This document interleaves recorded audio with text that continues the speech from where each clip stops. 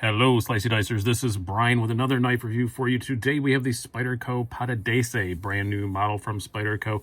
Yes, I'm using the background I normally use for Brews and Blades because Indiana Knives is a sponsor of Brews and Blades, but I had this out because Brews and Blades was last night, and also I got this from Indiana Knives, so thought I would leave it out. Give them another little plug. Down below, if you look, there's a link to go to their website. You'll get $10 off. If you click on that, when you go to checkout, it'll take $10 off. Or you can just use the code SliceyDicey at checkout and get $10 off.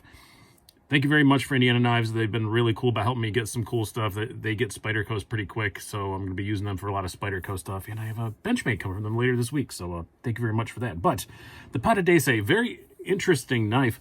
Interesting name. First of all, it is a smaller version of the Patata that they used to make. The Patata is named after a town in Sardinia, which is a region of northern Italy, and sounds delicious. I would love to have a nice hot patata right now. It sounds like a really good food, but that's not what it is. It's just a town. They make some really cool traditional knives there, and this is basically a modernized version of that. The Patata was that, and this is just a smaller version of it. Supposedly 15% smaller.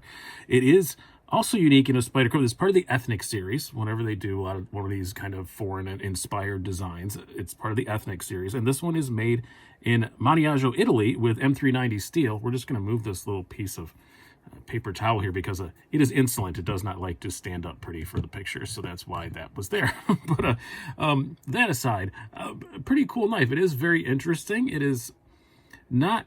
I'm going to say, once you have it in hand and see it in person, it's not as, what's the word I'm looking for, as exotic as some of the other in the Ethnic series, like the Watu. I think that the looks of that would take a lot more to get used to than the Patata, or Pattadese, sorry, we have here. The blade shape is a bit unique, a lot of belly and stuff, but it's still... it still lends itself very well to that kind of traditional Spyderco look. The handle also a little bit unique. You have nicely contoured G10, but still, again, nothing too over the top, nothing too crazy, and it freaking works. We're going to get to here. It's a liner lock running on Foster Brown's washers, M390 steel, as I said, made in Italy. Spyderco does a few things in Italy. Recently, I just did the Spy Opera. That's made over there. Right-hand, left-hand carry. Kind of unique design, but like I say, again, not too insane. There's a few things that are a bit unique we will get to as this review goes on. But before we do, let's do some specs and some size comparisons. So again, this is not going to stand up pretty for the pictures. While I look at my notes here, I'm going to try to hold it up. Here we go. We have a blade length of 3.3 inches, overall length of 7¼ inches.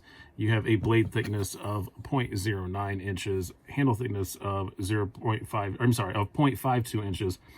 A weight of 2.76 ounces, according to my scales, so pretty light, well below that ounce per inch thing. Size comparisons, we'll start out with non-Spydercos because obviously we're going to do a few more Spydercos on this. So we have your Benchmade 940. Again, I'll make this sit up pretty before we're done here. I'm just going to line up the pivots on this one. And the full-size bug out. So you can see it's even a little bit shorter than a full-size bug out. So not a terribly large knife. We'll get these in the screen eventually, I promise you. Not a huge knife by any stretch of imagination, but a very good little EDC size. And then we'll bring out the usual Spydercos. And then perhaps a couple more. So we have your Manix 2, still betwixt PM2s. Trying to get a Maximet version to match that.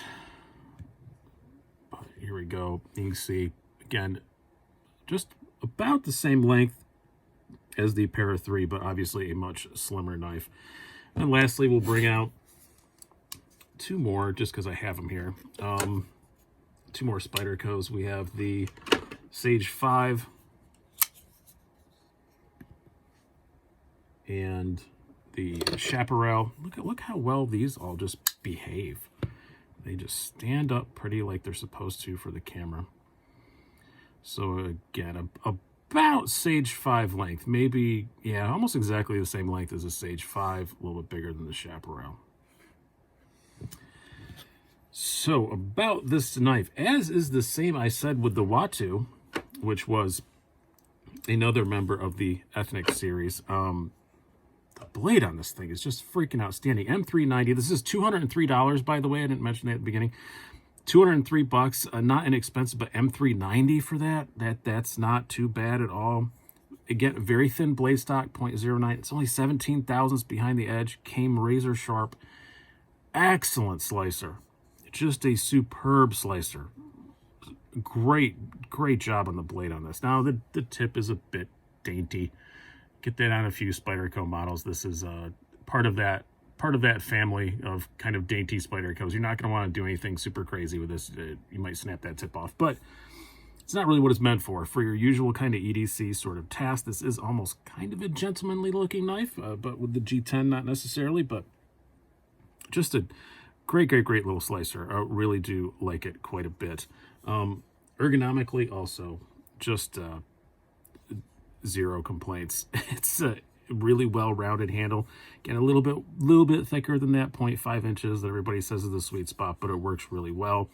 The wire clip is positioned really well for my hands. I mean, I can feel that it's there, but it's not remotely uncomfortable. I feel like I'm locked in pretty well. There's no jimping on this whatsoever, but I really don't have a problem with that. Again, kind of the nature of the knife. I don't think it really needs a lot of that stuff. Not too bad at all. And it also carries pretty well. It's not a particularly, trying to get out EO Levi's here. I managed to bury them underneath my reference materials. There we go. Wire clip. It is a deep carry clip, but it's not a super deep carry knife. You can see a little bit sticking up out of there. Still a little bit of lanyard hole sticking up, but not too bad. Again, very slim design, very lightweight. It carries extremely well. I really do like carrying this knife. It is basically one of those knives that kind of disappears in the pocket, and it carries really well. As far as the action goes, the detent is just about perfect, I think.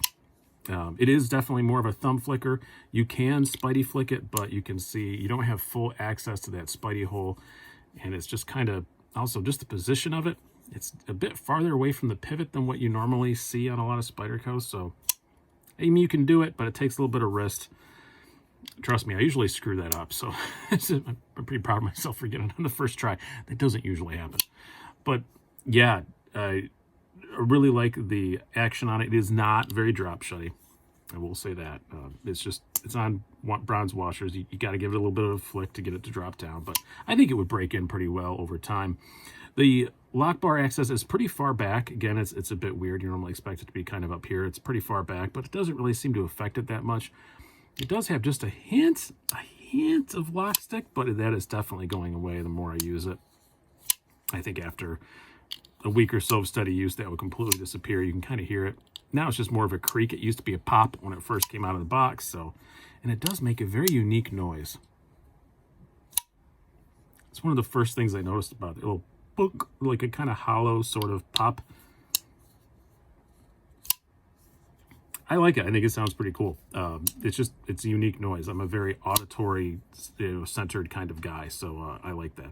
But overall, I don't, $203, it is not inexpensive, but M390, it is a fairly unique Spyderco. Made in Italy, how that affects your judgment one way or the other. I've had some really great Italian-made knives. I've had some horrible-made ones. It just depends. This one seems to be pretty darn good.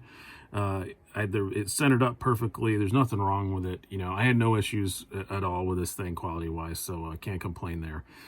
But great knife. I'm pretty impressed by it. Most of the new Ethnic series ones, I like the Watu a lot as well. I sold it, and I do miss the Watu a whole lot. And I don't know if I'll keep this one or not. Honestly, probably not. It's just kind of not in my sort of wheelhouse. But I think it's one of those I'm probably going to sell, and I'm probably going to miss it. But enough to buy another one or not, who knows. But pretty cool knife. I do enjoy it quite a bit. And I think you guys should really check it out. I think a lot of these Spyderco Ethnic series ones are pretty neat. If you're a Spyderco fan, it's just something a little bit different. So I hope you guys have enjoyed this. I've been Brian. Have a good one.